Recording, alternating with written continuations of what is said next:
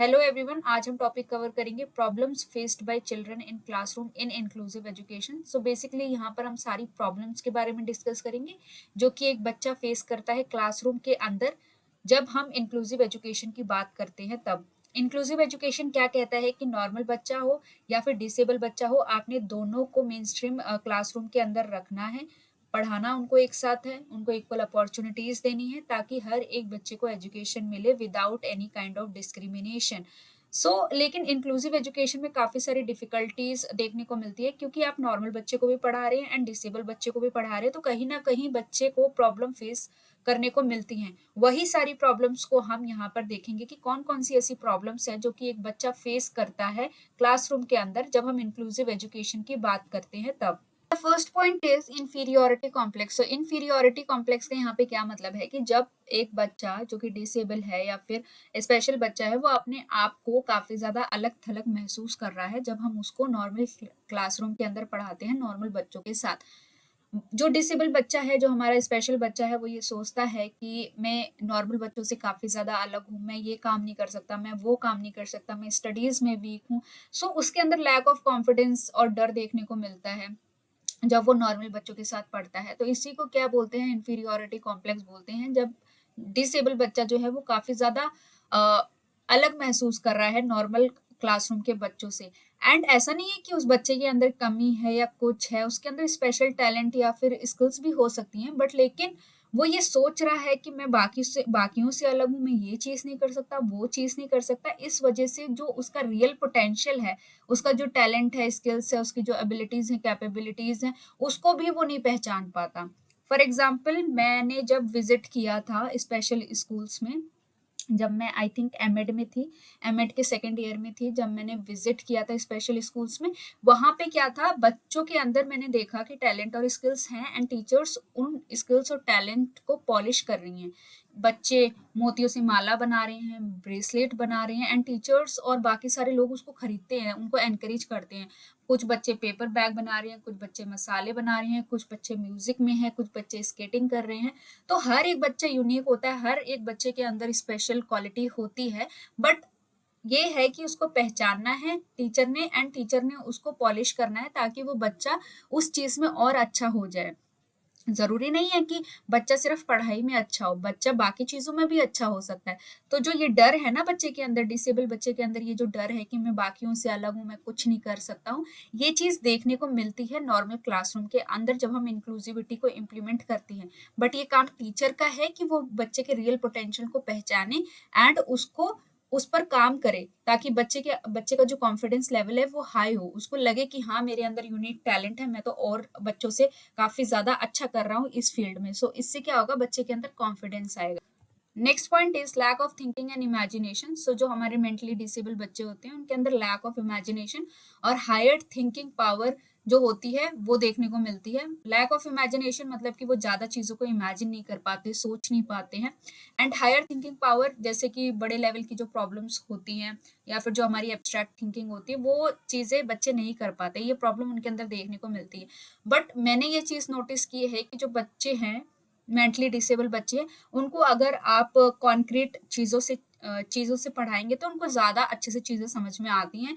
कहीं ना कहीं उनका इमेजिनेशन लेवल भी डेवलप होता है, उनके अंदर थोड़ी बहुत थिंकिंग और ज्यादा डेवलप होती है। क्योंकि मैंने जब स्कूल्स में विजिट किया था तो मैंने वहां पे एक चीज नोटिस की थी कि जो मैथ्स की कैलकुलेशन है वो बच्चे को सिर्फ ऐसे नहीं बता दिया जाता कि 1+2 क्या होता है, 2+3 क्या होता है। वहां पे बच्चों के सामने कॉन्क्रीट ऑब्जेक्ट्स होते हैं, जैसे 1 एप्पल हो गया, 2 मैंगो हो गया, इनको ऐड करो तो आपको क्या मिलेगा। जो मनी का कॉन्सेप्ट होता है वो उनको रियल नोट से सिखाया जाता है कि आप शॉप पे जाओगे तो कितने पैसे दोगे, कितने पैसे वापस लोगे।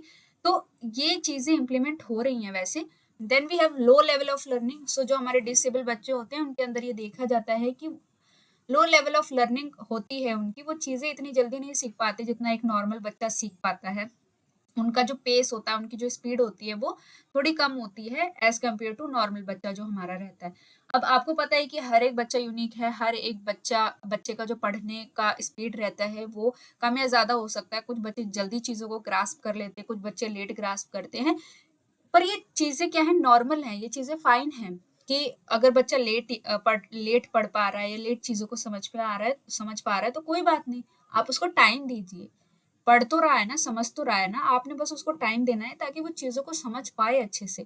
ऐसे नहीं करना है कि आप एज़ अ टीचर आप चीज़ों को भगा रहे हैं, बच्चे को समझ आ रहा है, नहीं आ रहा है, नहीं, आपने हर एक बच्चे को ध्यान में रख के चीज़ें पढ़ानी हैं एंड हर एक बच्चे को टाइम देना है कि वो अपने आप से चीज़ों को समझ पाए। Then we have lack of self expression, so ये प्रॉब्लम भी देखने को मिलती है क्लासरूम के अंदर कि जो हमारा नॉर्मल बच्चा होता है वो तो एक्सप्रेस कर देता है अपने आप को कि मुझे मैम ये चीज़ समझ नहीं आ रही, वो चीज़ समझ में नहीं आ रही। लेकिन जो हमारा डिसेबल बच्चा, स्पेशल बच्चा है, उसके अंदर ये चीज़ हमें देखने को मिलती है, वो अपने आप को एक्सप्रेस नहीं कर पाता ढंग से। माना उसको चीज़ें समझ में आ रही हैं, उसको हर एक कॉन्सेप्ट समझ में आया है, बट टीचर ने उससे कोई क्वेश्चन पूछा है एंड वो जवाब नहीं दे पा रहा है, तो फिर टीचर को ऐसा लगता है कि मेरा पढ़ाया हुआ इसको समझ में आया है कि नहीं आया है। तो जब वो एक्सप्रेस नहीं कर पाएगा तो टीचर को डाउट रहेगा। So lack of self expression का प्रॉब्लम देखने को मिलता है। Then we have difficulty in making adjustment, so disable जो बच्चे होते हैं वो नॉर्मल क्लासरूम के अंदर इजीली एडजस्ट नहीं कर पाते। स्टार्टिंग में तो बिल्कुल एडजस्ट नहीं कर पाते क्योंकि वो उनसे घुलना-मिलना पसंद नहीं करते या फिर घुल-मिल नहीं पाते, वो अकेले रहना पसंद करते हैं। तो ऐसे एडजस्टमेंट का इश्यू देखने को मिलता है। लोग क्लासरूम में वो अपने जो फ्रेंड्स होते हैं, पीयर्स होते हैं, उनसे उनको बात करने में प्रॉब्लम होती है, स्कूल के अंदर एडजस्ट करने में प्रॉब्लम होती है, टीचर्स के साथ एडजस्टमेंट करने में प्रॉब्लम होती है, तो ये प्रॉब्लम भी देखने को मिलता है।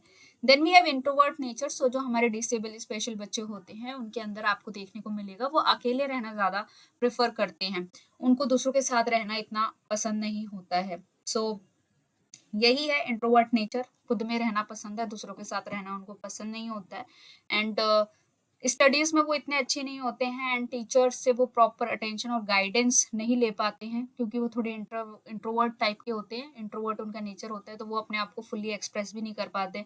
टीचर्स के साथ भी जब वो घुल मिल नहीं रहे हैं तो टीचर्स को भी उनका इशू पता नहीं चल पाएगा इतना अच्छे से, तो प्रॉपर अटेंशन और गाइडेंस का इशू यहाँ पे रहता है। Then we have habit of talking, so class में ये देखने को मिलता है कि बच्चे बहुत ज्यादा बोलते हैं, मिसबिहेव करते हैं, जो हमारे डिसेबल बच्चे होते हैं, स्पेशल बच्चे होते हैं, वो ये सब करते हैं। बट ये चीज़ कहना सही नहीं होगा क्योंकि बच्चा बच्चा ही होता है, चाहे आप नॉर्मल बच्चे की बात करो, चाहे आप डिसेबल बच्चे की बात करो, दोनों दोनों अगर बच्चे हैं तो बच्चों के अंदर ये चीज़ रहती है कि वो शरारत करते हैं, बोलते हैं, उनको कोई नहीं रोक सकता है, वो उनका बचपना है। बट यहाँ पर हम स्पेशली किनकी बात कर रहे हैं, डिसेबल बच्चों की बात कर रहे हैं, तो क्लास में ये प्रॉब्लम देखने को मिलता है कि वो मिसबिहेव करते हैं, बोलते बहुत हैं एंड जो टीचर्स हैं वो उनको थोड़े नेगेटिव पर्सपेक्टिव से देखते हैं कि ये बच्चा वैसे ही डिसेबल है, ऊपर से इतनी शरारत करता है। Then we have problem in evaluation, evaluation का प्रॉब्लम भी देखने को मिलता है क्योंकि जो डिसेबल बच्चा है आप उसको वैसे इवैल्यूएट नहीं कर सकते जैसे आप नॉर्मल बच्चों को करते हो।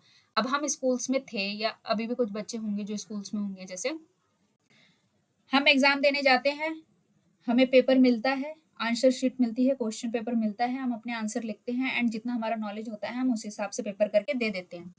लेकिन क्या ये चीज़ सही है कि हर एक बच्चे को उसी तरीके से इवैल्यूएट किया जाए? पेपर दिया, मार्क्स आए और मार्क्स के अकॉर्डिंग आपने बच्चे को इवैल्यूएट किया, बच्चा कितना अच्छा है, कितना खराब है। आप ऐसे हर एक बच्चे को इवैल्यूएट नहीं कर सकते।